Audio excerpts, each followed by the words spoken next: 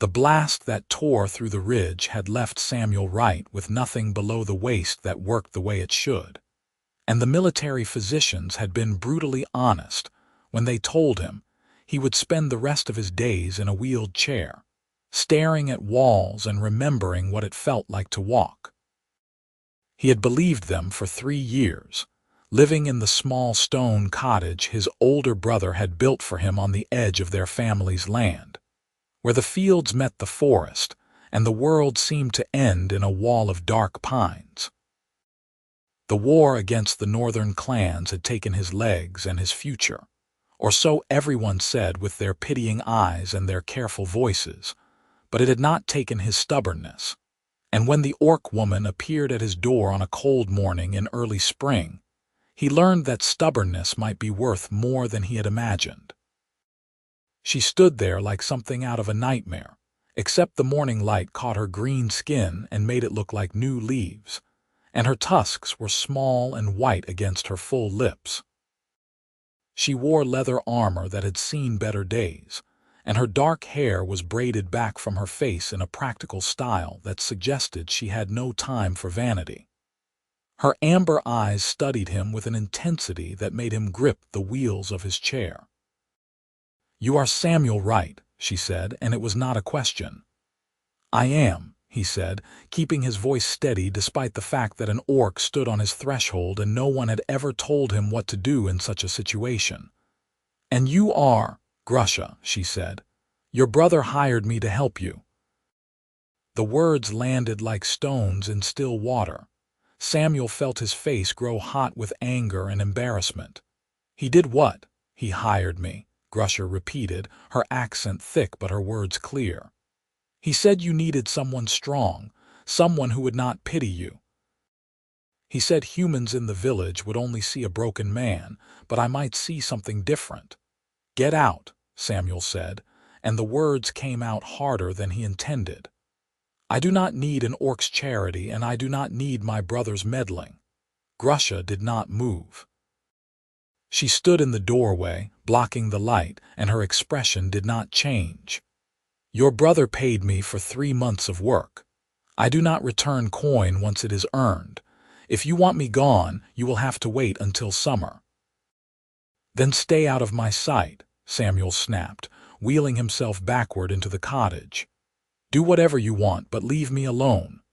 She nodded once, as if he had said something perfectly reasonable, and stepped inside. She closed the door behind her with a gentleness that seemed at odds with her size and strength, and then she walked past him to examine the cottage. It was a single large room with a sleeping area divided by a curtain, a stone fireplace, and a kitchen area that Samuel could barely manage from his chair. Dust covered most surfaces, and the air smelled stale. Grusha walked to the windows and opened them, letting in the spring air. Then she began to clean, moving with efficient purpose that suggested she had done such work before. Samuel wanted to shout at her, to demand she stop, but the words caught in his throat. He wheeled himself to the corner near the fireplace and sat there, watching her work and hating every moment of it. She did not speak to him again that day. She cleaned the cottage, prepared a simple meal of bread and stew, and placed a bowl beside him without comment. When evening came, she spread a bedroll on the floor near the door and settled there without asking permission. Samuel lay awake in his bed behind the curtain, listening to her breathing, and wondered what his brother had been thinking. Thomas Wright had always been the practical one, the one who managed the farm and made the hard decisions. He visited Samuel once a week, bringing supplies and news from the village, but he never stayed long. Samuel knew his brother worried about him, but hiring an orc seemed like madness. Orcs were the enemy, or they had been during the war. They were dangerous, unpredictable, and no decent human would trust one.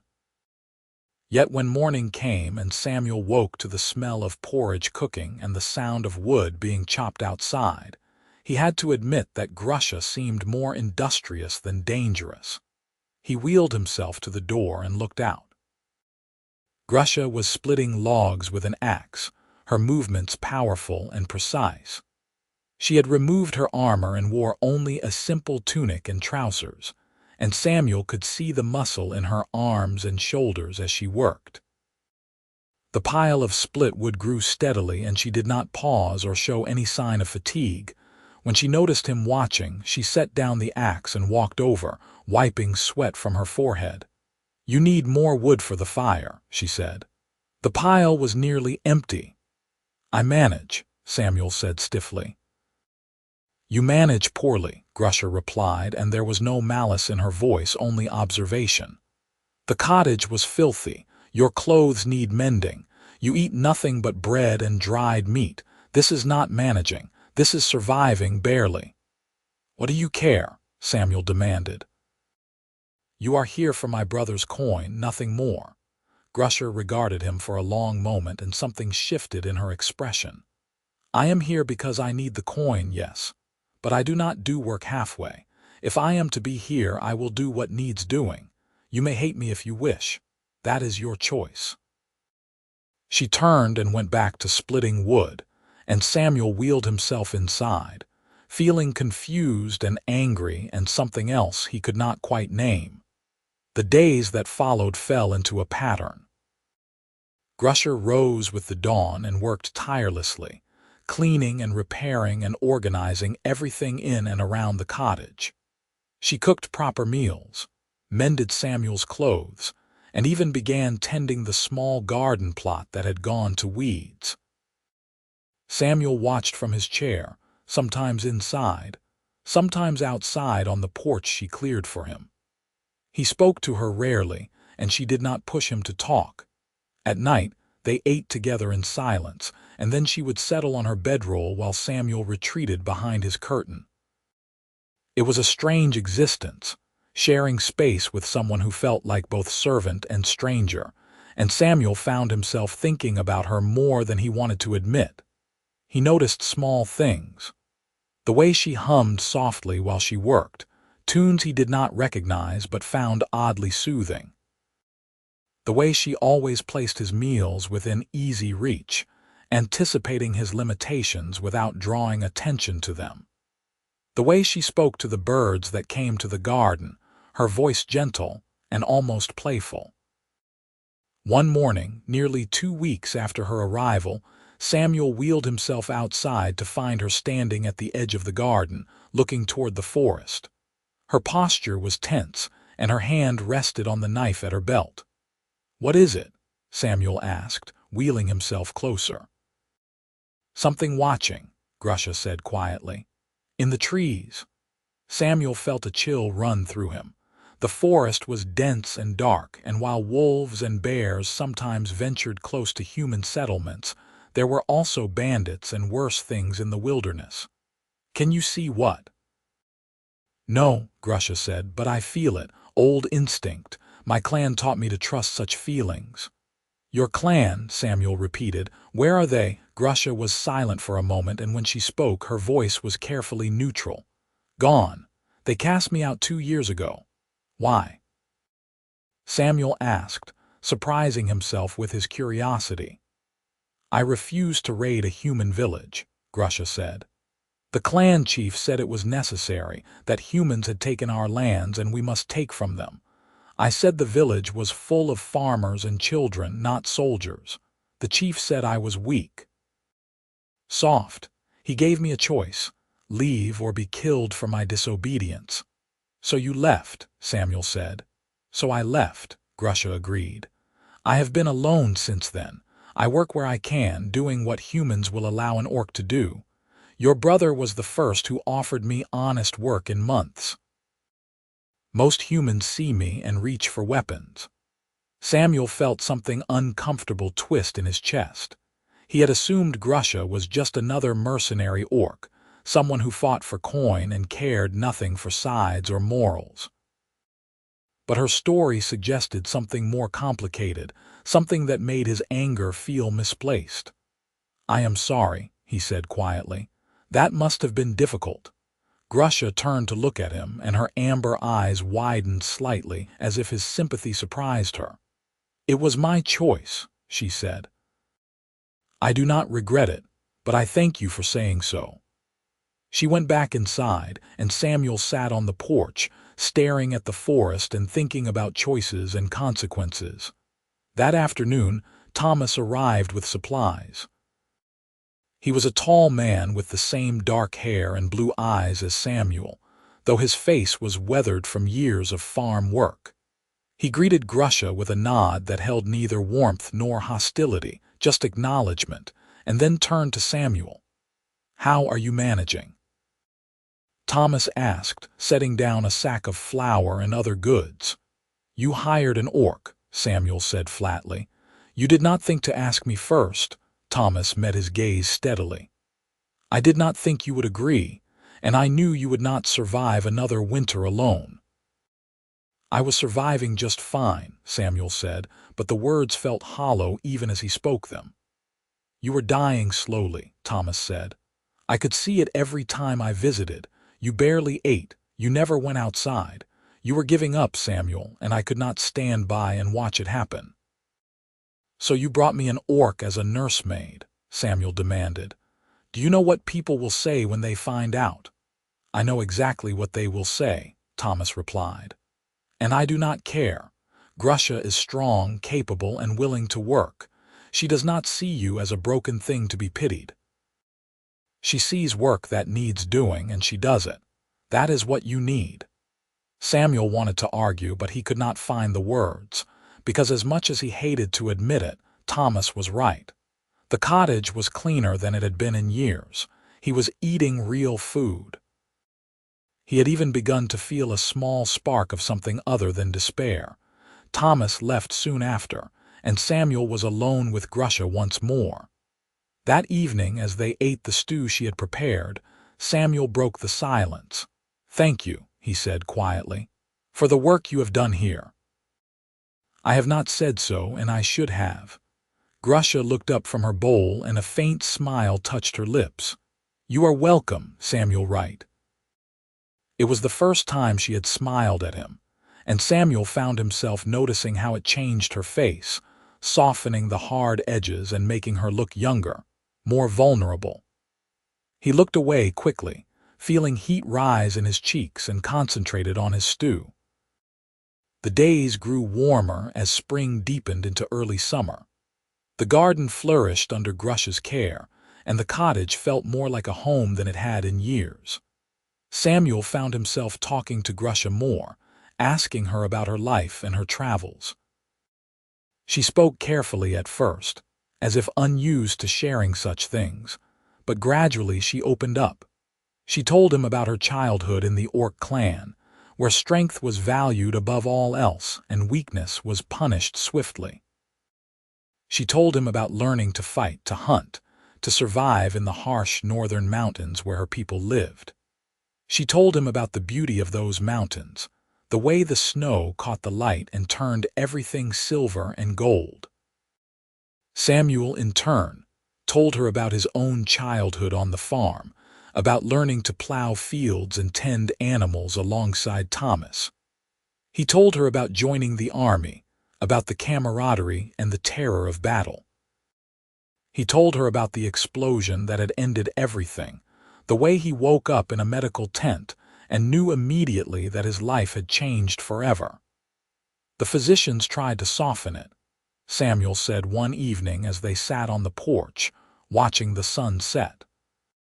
"They said there might be hope, that healing magic sometimes worked miracles, but I could see the truth in their eyes. My spine was damaged too badly. No mage could fix it, and no amount of time would change that." "That must have been hard to accept," Grusha said. "I am not sure I have accepted it," Samuel admitted. "I just learned to live with it." Grusha was quiet for a moment, and then she said, "My people believe that strength comes in many forms. Physical strength is one, but there is also strength of will, strength of heart, strength of spirit. You have survived 3 years in this chair, alone and without hope. That is a strength most warriors never know." Samuel felt his throat tighten. No one had ever spoken to him that way, as if his survival itself was something to be admired. "I do not feel strong," he said. "I feel broken." "You are not broken," Grusha said firmly. "You are changed. That is not the same thing." Samuel turned to look at her, and their eyes met. In the fading light, her green skin looked almost luminous, and her amber eyes held a warmth that made his heart beat faster. He opened his mouth to say something, anything, but the words would not come. Instead, he looked away and the moment passed. But something had shifted between them, subtle and undeniable. The next morning, Grusha came to him with a proposal. "I want to help you move," she said. "Not just in the chair. I want to help you stand, to use your legs even if they cannot support you fully. It will strengthen your body and your spirit." Samuel stared at her. "The physicians said I would never walk again. They said my legs are useless." "The physicians are not here," Grusha said. "And I have seen injured warriors recover strength they thought was lost. I am not promising miracles, but I am promising that we can try." Samuel wanted to refuse, to tell her it was pointless, but the hope in her eyes stopped him. "All right," he said slowly. "We can try." They started that afternoon. Grusha helped him stand, supporting most of his weight with her considerable strength. His legs trembled and refused to hold him, and pain shot through his lower back, but Grusha did not let him fall. She held him steady, her hands firm on his arms, and talked him through breathing, through finding his balance. "Do not think about walking," she said. "Think only about standing, about feeling your feet on the ground, about being upright." Samuel closed his eyes and focused on her voice, on the sensation of his feet against the floor, on the warmth of her hands. For a few seconds, he felt something close to stable, and then his legs gave out and Grusha lowered him back into the chair. "That was good," she said. "Tomorrow we try again." They did try again and again and again. Every day Grusha helped him stand, and every day he lasted a few seconds longer. It was exhausting and painful, and there were days when Samuel wanted to give up, but Grusha never let him. She was patient and encouraging, pushing him just hard enough to make progress without breaking him. Weeks passed, and Samuel found himself looking forward to their sessions. Not just because he was slowly regaining some strength in his legs, though that was remarkable, but because of the closeness it created. Grusha's hands on his arms, her body close to his as she supported him, her breath warm against his cheek as she murmured encouragement. He began to notice things he had tried not to notice before. The way her muscles moved beneath her skin, the curve of her jaw, the softness in her eyes when she looked at him. He was falling for her. He realized one night as he lay in bed listening to her breathe. He was falling for an orc woman who had been cast out by her own people and hired as a servant by his brother. It was madness. It was forbidden. It would bring scorn and worse if anyone found out, but he could not stop how he felt. One afternoon in late spring, as Grusha supported him through another standing exercise, Samuel mustered his courage. "Grusha," he said quietly, "why did you really agree to this work? It cannot be just the coin. You could find easier jobs elsewhere." Grusha was silent for a moment, and when she spoke, her voice was soft. "When your brother came to me, he told me about you, about what you had lost and how you were fading away. He said he thought I could help because I understood loss. He was right. I have lost much in my life. My clan, my home, my place in the world. When I look at you, I see someone else who has lost much. And I thought, perhaps, that if I could help you find your strength again, I might find some of my own." Samuel felt his heart squeeze. "You have already helped me more than you know." "And you have helped me," Grusha said. "You are the first human who has treated me as a person, not a monster. You have listened to my stories. You have thanked me for my work. You have made me feel less alone." Their faces were close, and Samuel could see the flecks of gold in her amber eyes. He wanted to kiss her, wanted it so badly it hurt, but he did not know if she felt the same.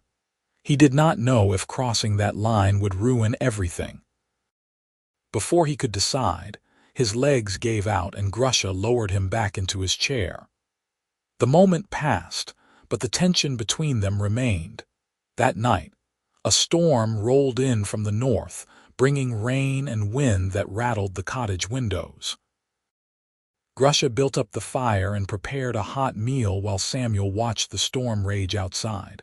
Lightning flashed, illuminating the forest in stark white bursts, and thunder shook the ground. "I hate storms," Samuel admitted. "They remind me of the battlefield, the explosions, the chaos."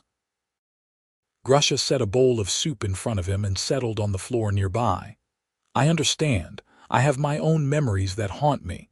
The night I left my clan, there was a storm like this. I thought the sky was angry with me." "Do you miss them?" Samuel asked. "Your clan?"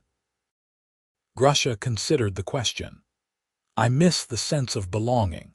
I miss knowing my place in the world, but I do not miss the cruelty, the endless violence.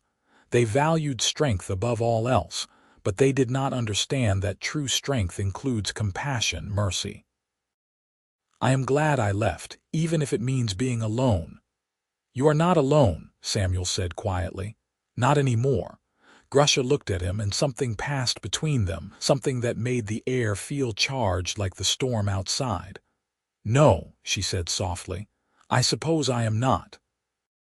They sat together in the firelight, listening to the rain, and Samuel felt a peace he had not known in years. The storm passed by morning, leaving the world washed clean and bright. Samuel woke to find Grusha already outside, checking the garden for damage. He wheeled himself to the door and watched her work, and an idea began to form in his mind. When she came inside for breakfast, Samuel said, "I want to try walking today, not just standing. Walking." Grusha's eyes widened. "Samuel, that is a large step. We should go slowly." "I have been going slowly for 3 years," Samuel said.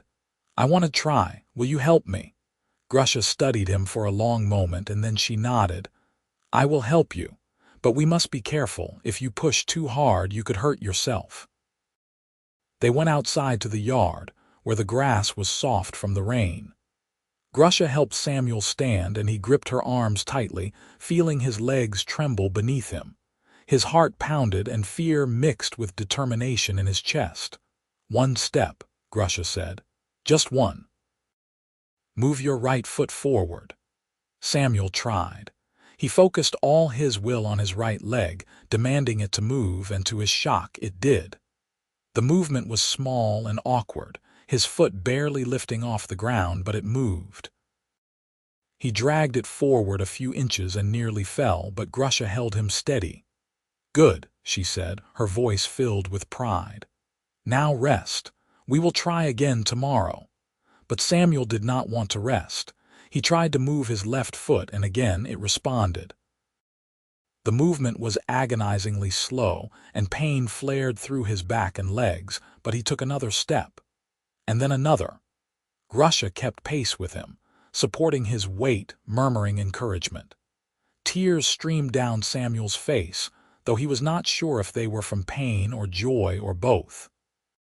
He took 5 steps before his strength gave out completely, and Grusha lowered him to the grass.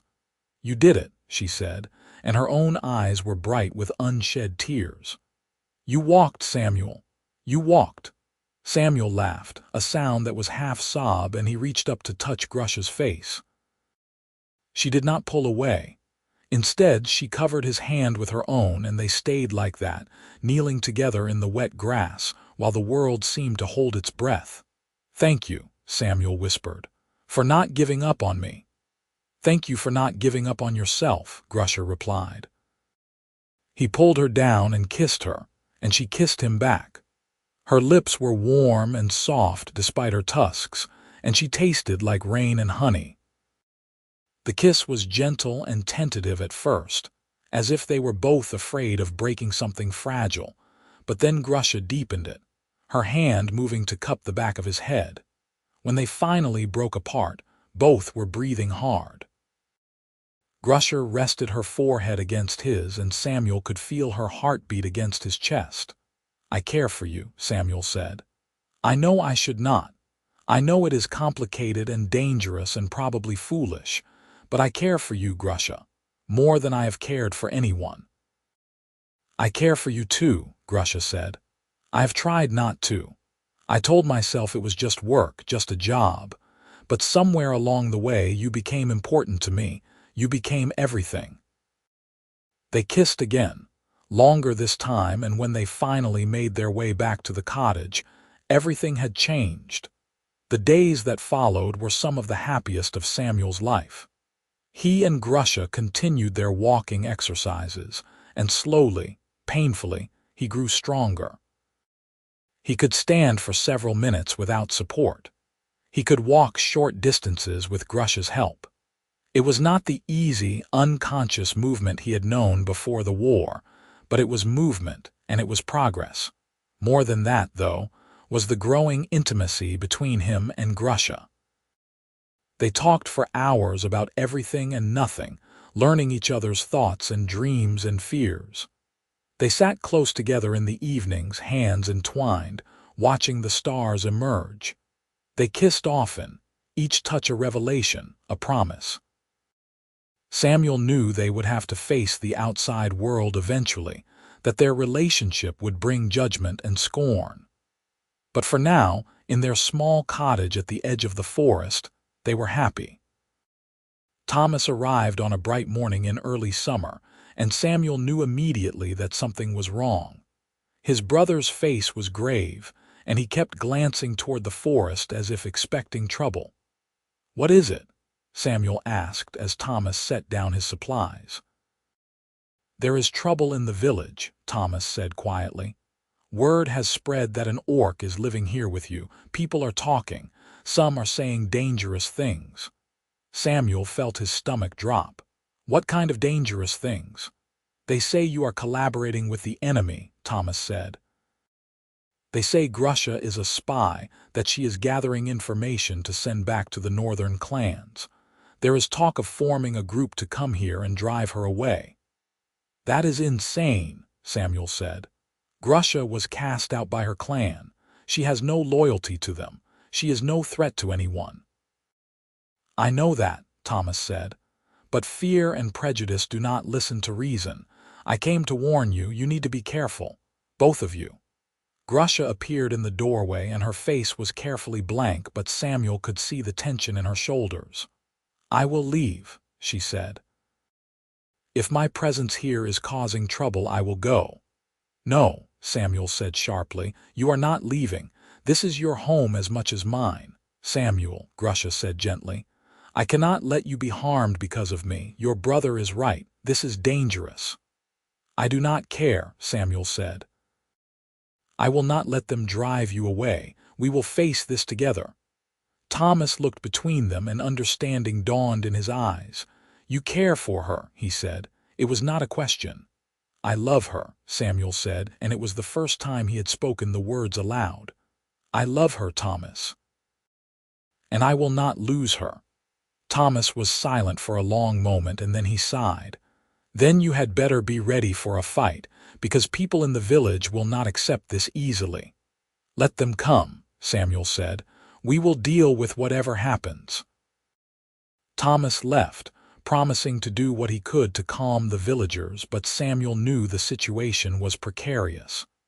That evening, he and Grusha sat together by the fire, and the weight of the outside world pressed down on them. "You should not have said that," Grusha said quietly. "About loving me. You should have let me go. It would have been easier." "Easier for whom?" Samuel asked. "Not for me. Losing you would destroy me, Grusha. You brought me back to life. You gave me hope and strength and purpose. Without you, I am just a broken man in a chair again." "You are not broken," Grusha said fiercely. "You never were. You are the strongest person I have ever known." "Because you made me strong," Samuel said. He reached for her hand, and she let him take it. "Whatever comes, we face it together. I mean that." Grusha's eyes shone with tears, and she leaned forward to kiss him. "Together," she agreed. They did not have to wait long. 3 days later, a group of men from the village arrived at the cottage. Samuel counted 6 of them, farmers and laborers he recognized from before the war. They carried tools that could easily be used as weapons: axes, hammers, a pitchfork. Samuel wheeled himself out onto the porch, and Grusha stood beside him, her hand on the knife at her belt. "What do you want?" Samuel called. A man named Eric, who had once been friendly with Samuel's family, stepped forward. "We want the orc gone, Samuel. It is not right, her being here. It is not safe." "She is not a threat to anyone," Samuel said. "She has done nothing but help me. She has harmed no one." "She is an orc," another man said, his voice thick with contempt. "Her kind killed our friends, our families. You fought in the war, Samuel. You know what they are." "I know what some of them are," Samuel said, "but Grusha is not like that. She was cast out by her own clan for refusing to attack a human village. She chose mercy over violence, and it cost her everything." "So she says," Eric replied. "But how do we know she is telling the truth? How do we know this is not some trick?" "Because I trust her," Samuel said. "And that should be enough." "It is not enough," the man with the pitchfork said. "We want her gone, or we will make her leave." Grusha stepped forward, and her voice was calm but firm. "I will not fight you. I do not wish to cause harm, but I will not leave unless Samuel asks me to." "Samuel is not thinking clearly," Eric said. "Everyone can see that. The orc has bewitched him somehow. We are here to help him, whether he understands that or not." "The only thing bewitching me is ignorance and hatred," Samuel snapped. "You claim to be here to help, but all you offer is violence and fear. Go home. Leave us in peace." The men looked at each other, and Samuel could see them wavering. They had not come expecting resistance, and they did not seem eager to escalate. But then a younger man, someone Samuel did not recognize, pushed forward. "Enough talking," the young man said. "We take the orc now, or we are cowards." He raised his axe and started toward the porch, and everything happened very fast. Grusha moved to intercept him, her hand flashing to her knife, but Samuel shouted, "No, Grusha, do not." He threw himself out of his chair, using the momentum to stand, and staggered forward. His legs screamed in protest, barely supporting his weight, but he stayed upright through sheer force of will. He positioned himself between Grusha and the young man, and his voice rang out with a command that echoed from his military days. "Stop!" The young man froze, staring at Samuel in shock. Everyone froze. Samuel swayed on his feet, pain lancing through his body, but he did not fall. "I am standing," Samuel said, his voice shaking but clear. "The physician said I never would, but I am. Do you know why? Because Grusha helped me, because she believed in me when no one else did. Because she gave me a reason to fight. You call her a monster, but she has more compassion in her smallest finger than the lot of you combined." He took a step forward, then another, moving toward the young man. Each step was agony, but he kept going.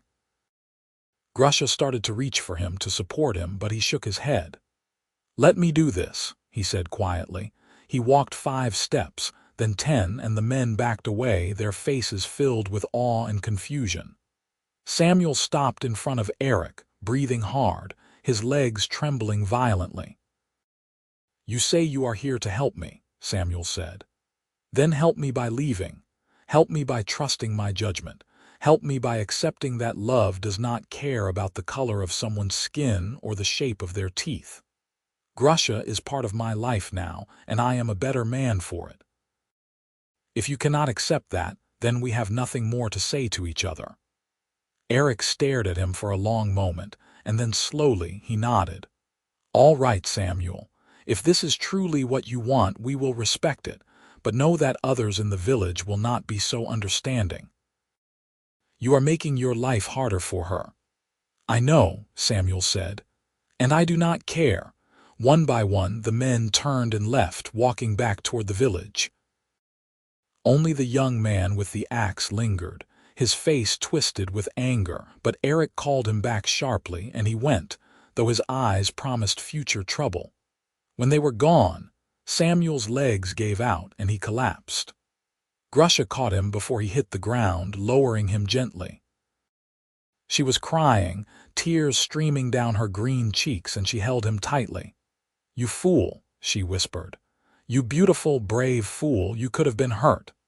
"I could not let them take you," Samuel said. He was shaking from exertion and pain, but he felt triumphant. "I walked, Grusha.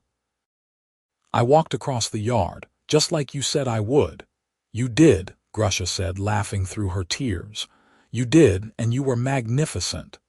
She carried him inside and settled him in his chair, then knelt beside him, her hands holding his. "I am sorry you had to face that. I am sorry I brought this trouble to you."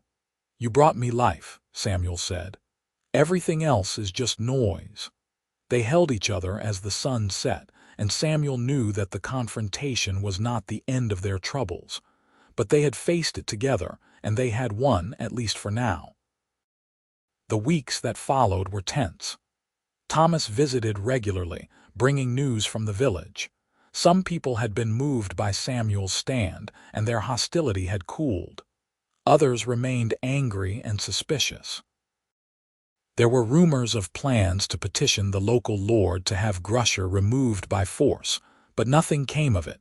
Samuel continued his exercises, growing stronger every day. He could walk short distances without help now, though he still relied on the chair for longer journeys and when he was tired. Grusha remained by his side, working the garden, tending the cottage, and helping him with his physical therapy. Their love deepened as the days passed.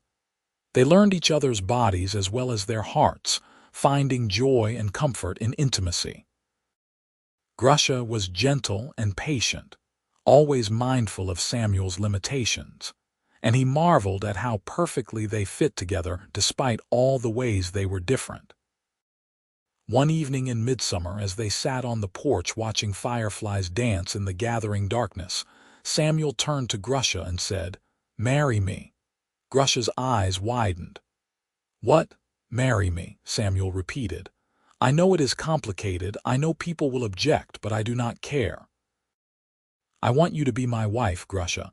I want to spend the rest of my life with you." Grusha was silent for a long moment, and Samuel's heart sank. But then she smiled, that rare, beautiful smile that transformed her face. "Yes," she said simply. "Yes, I will marry you." Samuel let out a breath he had not realized he was holding, and he pulled her close, kissing her deeply. "I love you," he said against her lips. "I love you so much." "I love you too," Grusha said, "more than I ever thought possible." They decided to marry in the cottage, with only Thomas as a witness. Samuel knew that a public ceremony would be impossible, that no priest or official would agree to wed a human and an orc, so they would make their own vows in the sight of the gods and call it done. Thomas arrived the next week, bringing simple rings he had commissioned from the village blacksmith. His face was carefully neutral, but Samuel could see the concern in his eyes. "Are you certain about this?" Thomas asked quietly while Grusha was outside. "Once you do this, there is no going back. People will never fully accept it."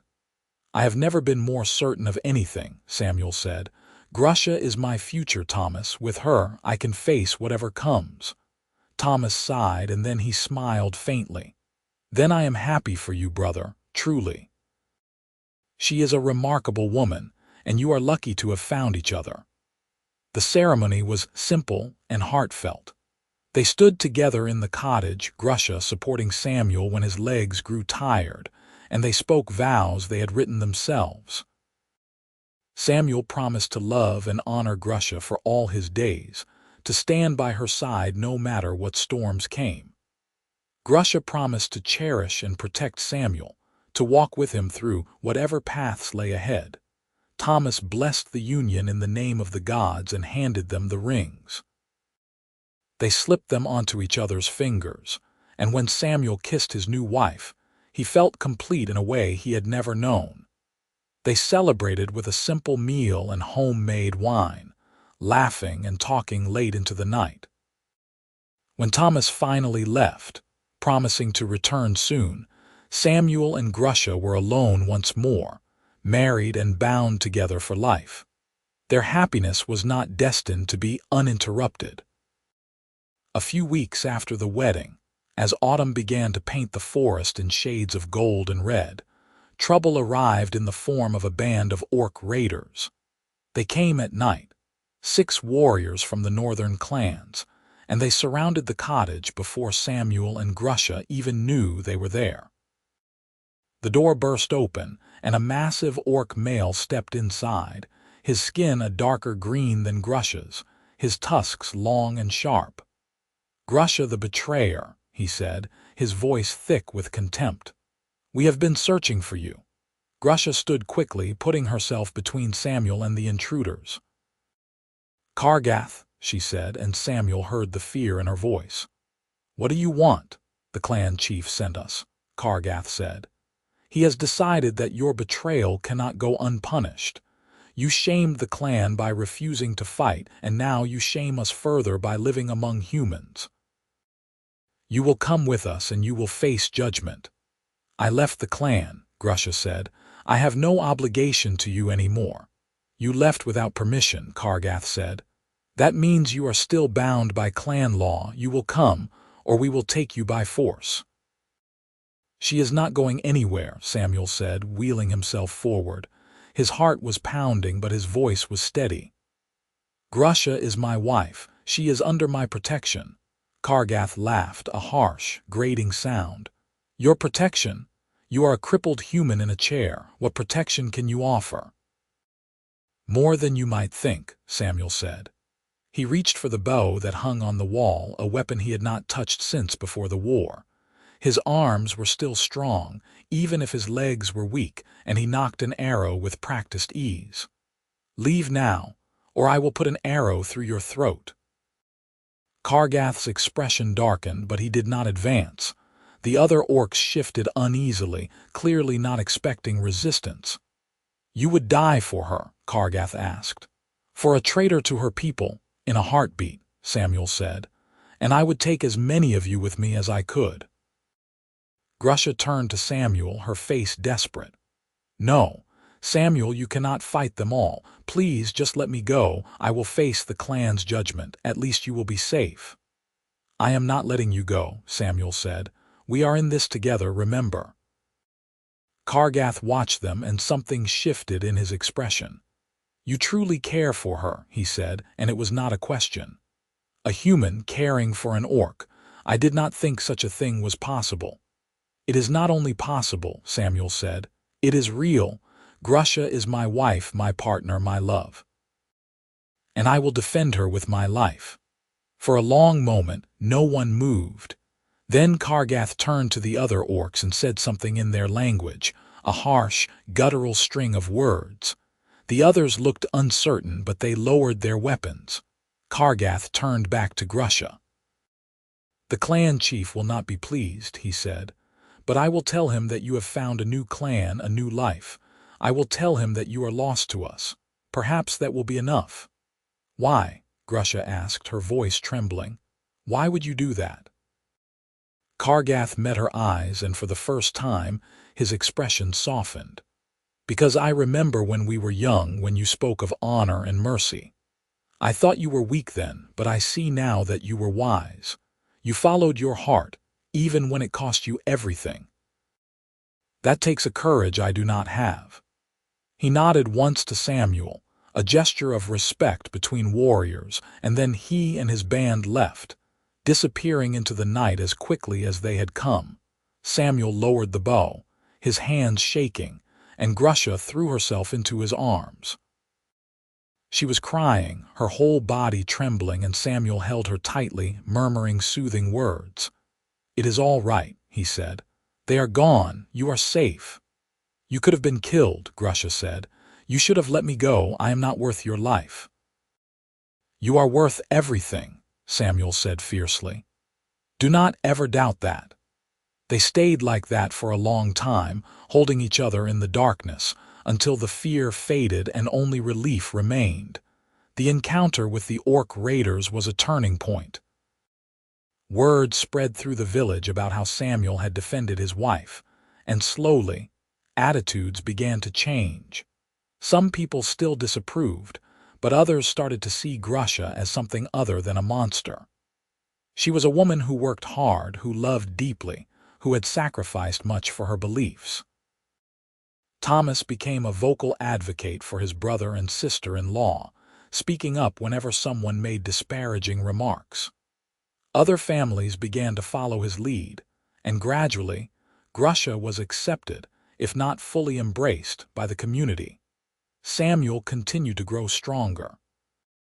By the time winter arrived, he could walk unassisted for short periods, and he no longer spent all his time in the chair. He helped Grusha with the garden and the cottage, doing what he could despite his limitations. They worked side by side, building a life together, and every day felt like a gift.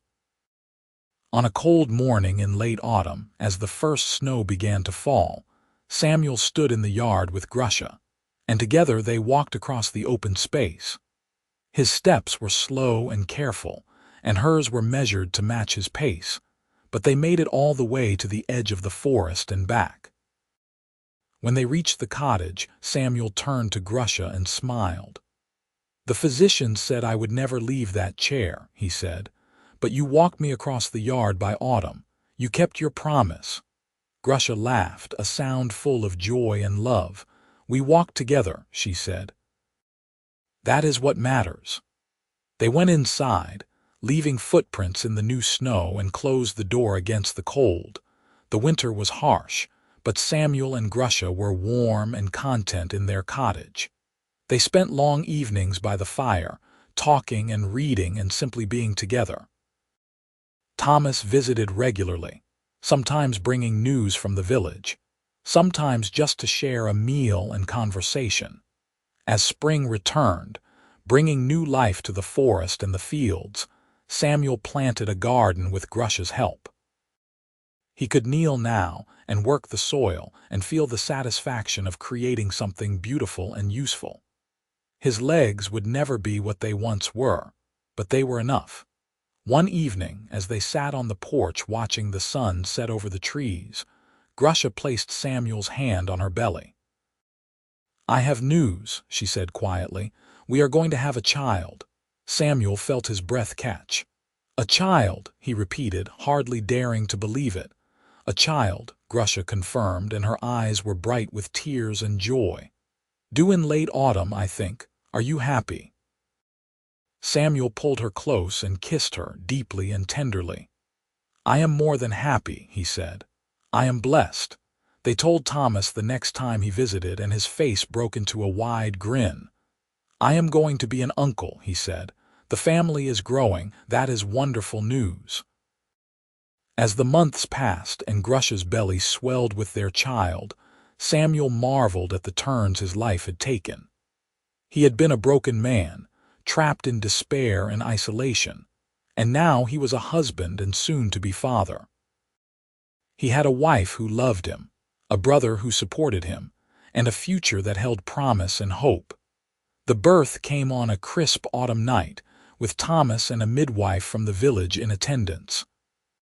Samuel held Grusha's hand through the long hours of labor, and when their daughter finally arrived, tiny and squalling and perfect, he wept with joy. She had green skin like her mother and blue eyes like her father, and her ears were pointed but small. She was a bridge between two worlds, a symbol of what love could create. They named her Alara, and Samuel thought he had never seen anything more beautiful. The village's attitude toward Grusha continued to soften after Alara's birth.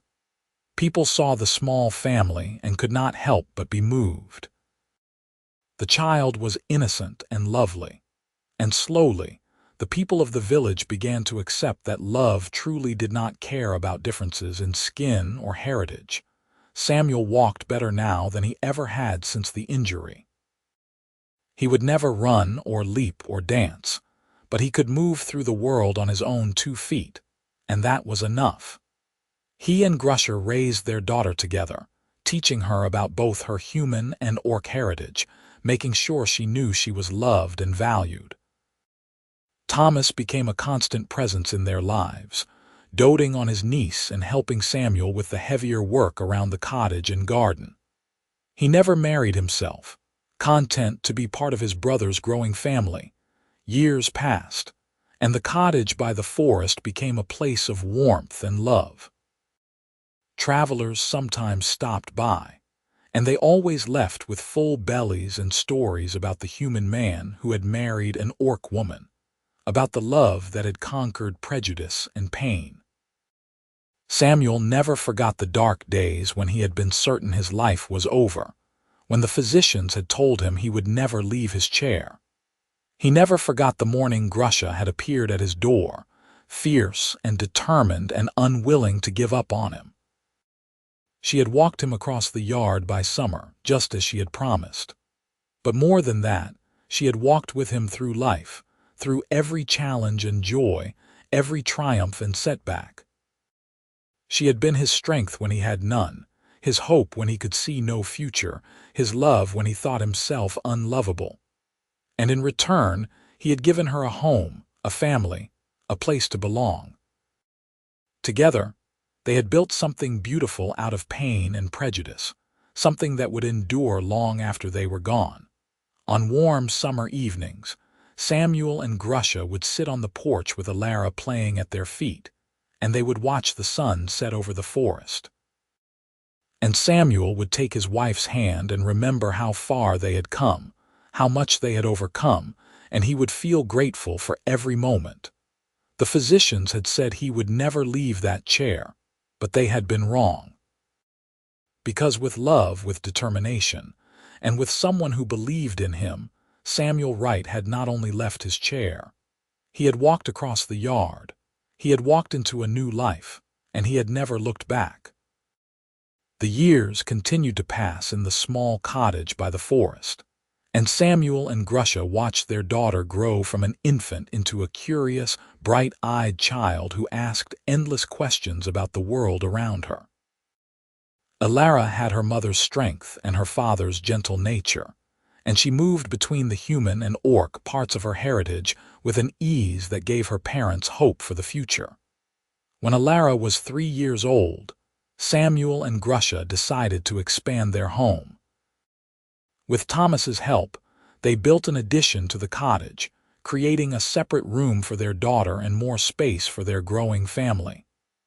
Samuel could now do much of the physical work himself, though he had learned to pace himself and accept help when his body needed rest. The garden had expanded too, becoming a source of pride for both Samuel and Grusha. They grew vegetables, herbs, and flowers, and they often traded their surplus with the village. It was through these transactions that the remaining walls between Grusha and the villagers finally began to crumble. One particular afternoon stood out in Samuel's memory. An elderly woman from the village named Miriam had come to buy herbs for her arthritis.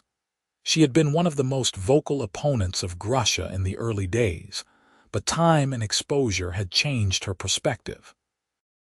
As Grusha carefully measured out the herbs and explained how to prepare them, Miriam had touched her hand and said, "Thank you, dear. You have been a blessing to this community." Grusha had been so stunned she could hardly speak, and that night she had cried in Samuel's arms, overwhelmed by the simple kindness of being called dear by a human elder. When Alara turned 5, Samuel took her on her first real walk through the forest. He had regained enough strength and mobility that he could navigate the uneven ground with only a walking stick for support. Grusha came with them, of course, pointing out animal tracks and teaching their daughter the names of plants. "Why do I look different from the other children?" Alara asked suddenly, her small voice curious rather than upset. Samuel and Grusha exchanged glances, having known this question would come eventually. Samuel knelt down, bringing himself to his daughter's eye level. "You look different because you are special," he said gently. "You have your mother's beautiful green skin and her strength. You have my eyes and my curiosity. You are the best of both of us." "But some of the children say I am strange," Alara persisted. "They say orcs are bad." "People fear what they do not understand," Grusha said, joining Samuel on the ground. "When I first came here, many people were afraid of me because I am an orc, but your father saw past the fear. He saw me for who I truly am. And slowly, others learned to do the same." "Your mother is the bravest, kindest person I have ever known," Samuel added. "And you are her daughter. Never let anyone make you feel ashamed of who you are. You are perfect exactly as you are." Alara considered this, her young face serious, and then she smiled. "I think I am lucky," she said. "I get to be two things at once." Samuel hugged her tightly, his heart full. "Yes, you do, and that makes you very special indeed." As Alara grew older, she became a fixture in the village, charming the adults with her polite manners and making friends among the children who were too young to have inherited their parents' prejudices. She learned to read from Samuel, who spent hours teaching her letters and numbers. She learned to fight from Grusha, who taught her how to defend herself and others without seeking violence. The child became a bridge in ways her parents had never expected. When tensions rose between the village and a group of orc traders who wanted to establish a route through the area, it was Alara who helped facilitate communication. She could speak both the common tongue and the orc language that Grusha had taught her, and her mixed heritage made her acceptable to both sides. Samuel watched his daughter negotiate between humans and orcs with pride so intense it made his chest ache. This was what he and Grusha had created. Not just a child, but a symbol of what the future could be if people chose understanding over fear. Thomas, too, had been transformed by his niece. The practical farmer had become a devoted uncle who carved toys for Alara and told her stories about his adventures.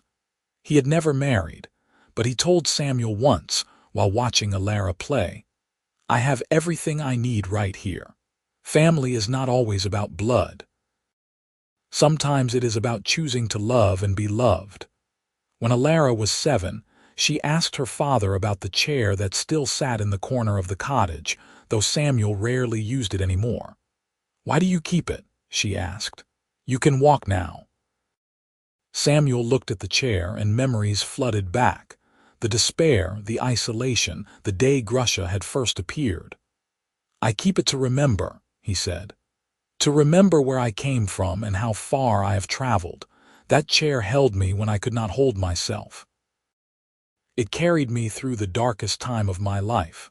I do not need it anymore, but I respect what it represents." "What does it represent?" Alara asked. "Survival," Samuel said, "and the promise that even when things seem impossible, they can change." "I thought I would spend my entire life in that chair. I thought I would never walk, never love, never have a family, but I was wrong about all of it." He pulled his daughter close. "Never give up, Alara. No matter how hard things get, never give up. Because you never know when someone will come along and change everything." "Like Mother changed things for you," Alara said. "Exactly like that," Samuel agreed. One crisp autumn day, when Alara was 8 years old, a delegation arrived from the northern orc clans. They had heard about the mixed family living on the frontier and wanted to see it for themselves. Samuel and Grusha prepared carefully, unsure what to expect. The delegation consisted of 3 orcs, 2 males and 1 female, all warriors by the look of them. But their leader was someone Grusha recognized immediately. "Kargath," she breathed. The large orc who had once come to take her back to face judgment now stood before them peacefully. He had aged in the years since that night, his face bearing new scars, but his eyes were clearer, less angry. "Grusha," Kargath said, inclining his head respectfully. "Samuel Wright, I come in peace. "You are welcome here," Samuel said cautiously. "What brings you to our home?" "Much has changed among the clans," Kargath said. "The old chief died 2 years ago. The new chief is younger, wiser. He believes the time has come for orcs and humans to find a different path than endless war." He turned to Grusha. "He sent me to find you to ask if you would consider serving as an ambassador between our people. You understand both worlds. You have proven that orcs and humans can live together, can love each other, can create new life together. You are a symbol of hope." Grusha looked stunned. "The clans cast me out. They called me a traitor." "We were wrong," Kargath said simply. "We let fear and tradition blind us to the truth. You saw what we could not, that there is strength in compassion, courage in choosing peace. The new chief wants to build bridges, and he believes you can help." Samuel watched his wife carefully. He could see the conflict in her eyes, the old wounds reopening even as new possibilities presented themselves. He took her hand. "It is your choice," he said quietly. "Whatever you decide, I will support you." Grusha was silent for a long moment, and then she shook her head. "I am honored by the offer," she said. "But my life is here now. My family is here. I cannot leave them." "We are not asking you to leave permanently," Kargath said. "Perhaps you could travel to the clans a few times a year to meet with the chief and help negotiate trade agreements. You would be gone for a few weeks at most." Grusha looked at Samuel and he nodded. "If this is something you want to do, we can manage," he said. "Alara and I will be fine." "I could help teach the clans about humans," Grusha said slowly, the idea taking shape. "And I could bring back knowledge about orc culture to share with the village. It could help both sides understand each other better." "That is exactly what the chief hopes for," Kargath said. Grusha looked at Samuel once more, and he squeezed her hand. "Do it," he said. "You have so much to offer. And this could make the world safer for Alara, for all children like her." So Grusha became an ambassador, traveling north twice a year to meet with the orc clans. Samuel had been nervous the first time she left, worried about her safety and about how he and Alara would manage without her. But Grusha always returned, bringing gifts and stories and new ideas for building understanding between the races. The work was slow and often frustrating. There were still orcs who hated humans and humans who feared orcs. But gradually, through trade and communication, and the simple act of seeing each other as people rather than enemies, things began to change. Samuel supported Grusha's work in every way he could. He hosted delegations at their home, participated in negotiations, and shared his own experiences as a former soldier who had learned to see past old hatreds. Thomas helped too, using his connections in the village to build support for peaceful coexistence. And Alara, growing taller and wiser with each passing year, became living proof that two cultures could come together and create something beautiful. By the time Alara turned 10, the cottage by the forest had become something of a landmark. Travelers from both human and orc communities stopped by to meet the famous mixed family. Some came with hostility, hoping to prove that such unions were wrong or unnatural. But they usually left with their prejudices shaken, having met a happy family that defied all their expectations. Samuel's health remained relatively stable. His legs would never be completely reliable, and he still had days when the pain was intense, but he had learned to work within his limitations. He could walk most places he needed to go, could work in the garden, could play with his daughter. The chair remained in the corner, a reminder of the past, but it gathered dust. One evening, as Samuel and Grusha sat on their porch watching Alara practice with her training sword, Grusha said, "Do you ever regret it? The difficulties that came from loving me?" Samuel turned to her, surprised. "Never," he said firmly. "Not for a single moment. You gave me my life back, Grusha. You gave me purpose and hope and love. You gave me Alara. How could I regret any of that? Sometimes I think about how much simpler your life would have been if I had never come here, Grusha said. If Thomas had hired a human servant instead. Simpler, perhaps, Samuel said, but infinitely poorer. I would rather have a complicated life filled with love than a simple life filled with nothing. He took her hand, rough and strong from years of work. You are my wife, my partner, my best friend. You are the reason I wake up every morning grateful to be alive. Do not ever doubt that. Grusha leaned her head on his shoulder, and they sat in comfortable silence, watching their daughter grow strong and confident in the fading light. The years continued to pass, bringing new challenges and new joys. Alara grew into a remarkable young woman, strong and compassionate, skilled with both blade and words. She inherited her mother's physical prowess and her father's strategic mind, and she used both to continue the work of building bridges between humans and orcs. When Alara was 16, she received offers to train as both a warrior and a diplomat. She chose the latter, feeling called to follow in her mother's footsteps. Samuel and Grusha supported her decision, though it meant she would travel far from home. The day Alara left to begin her training at a diplomatic academy in a distant city was bittersweet. Samuel held his daughter tightly, remembering the tiny infant who had entered the world on that autumn night so many years ago. Make us proud, he said, his voice thick with emotion. Not that you need to. You already have. I love you, Father, Alara said. Thank you for teaching me that love is stronger than fear. I did not teach you that, Samuel said. Your mother did, just by being who she is. Alara hugged Grusha next, and the two of them spoke softly in the orc language, words Samuel could not fully understand but whose emotion he could feel. Then Alara climbed into the wagon that would take her to the city, and Samuel and Grusha stood together, watching until she disappeared from sight. She will do great things, Grusha said. She already has, Samuel replied. She has shown the world what is possible when people choose love over hatred. Everything else is just details. That night, the cottage felt too quiet without Alara's presence. Samuel and Grusha sat by the fire, holding hands, and talked about the years that had passed since that spring morning when Grusha had first appeared at his door. You remember what you said that first day? Samuel asked.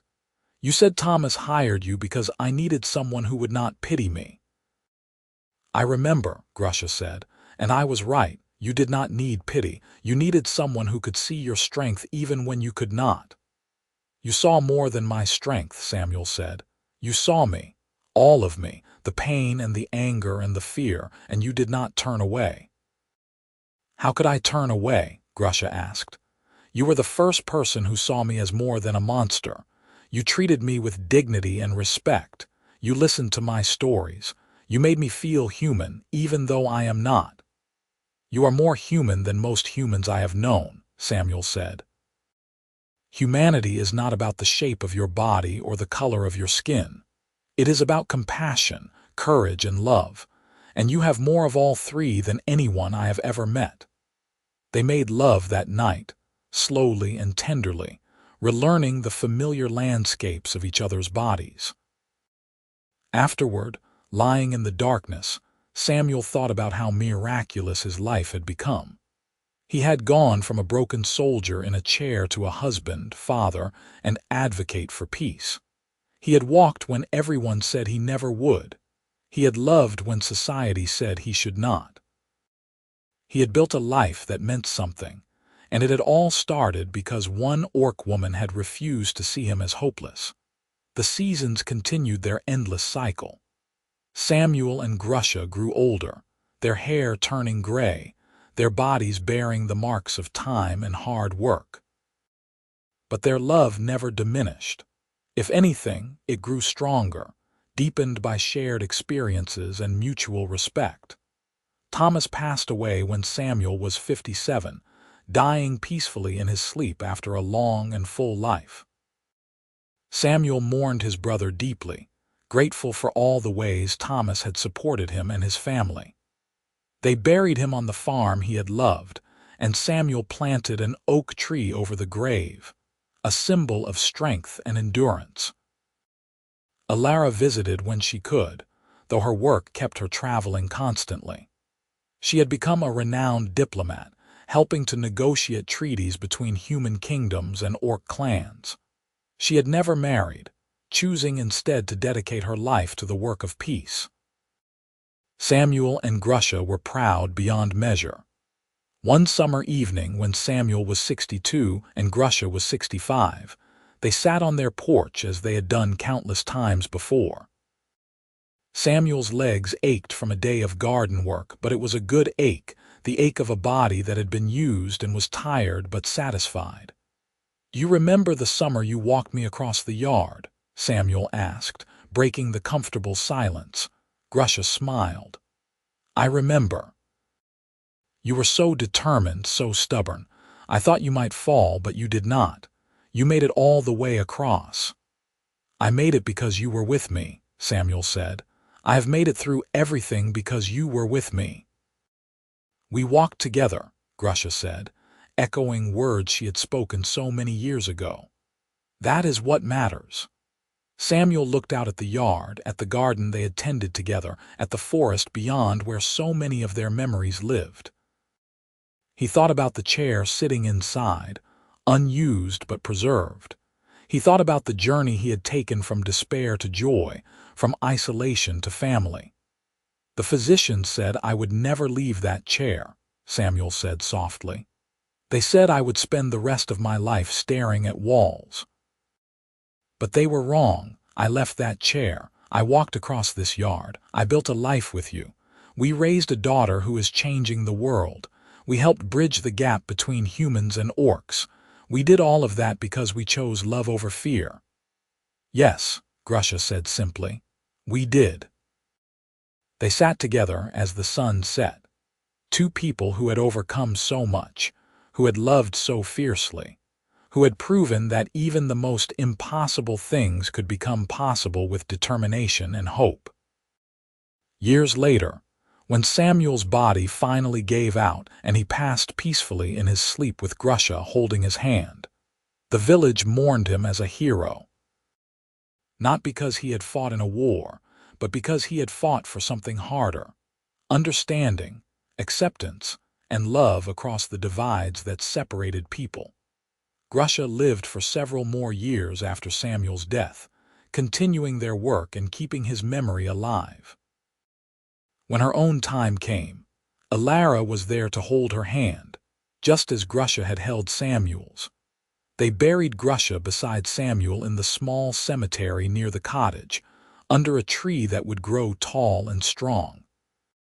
And in the years that followed, their story became a legend, told to children of all races as an example of what was possible when people chose courage over fear, love over hatred, hope over despair. The cottage by the forest remained standing for decades, preserved as a monument to the family that had lived there. The chair that Samuel had once been trapped in sat in its corner, a reminder of where the journey had started. And on warm summer evenings, travelers who stopped at the cottage swore they could feel the love that still lingered in that place, as real and present as the day it had first taken root. Because some loves are so strong, so true, that they transcend time and death and all the limitations that try to contain them. Some loves change the world one step, one day, one choice at a time. And the love between Samuel Wright and Grusha, the human soldier and the orc warrior, was exactly that kind of love. The physicians had said he would never leave that chair. But the orc woman had walked him across the yard by summer. And together, they had walked into legend, proving that the most impossible dreams could come true when two people believed in each other enough to make them real.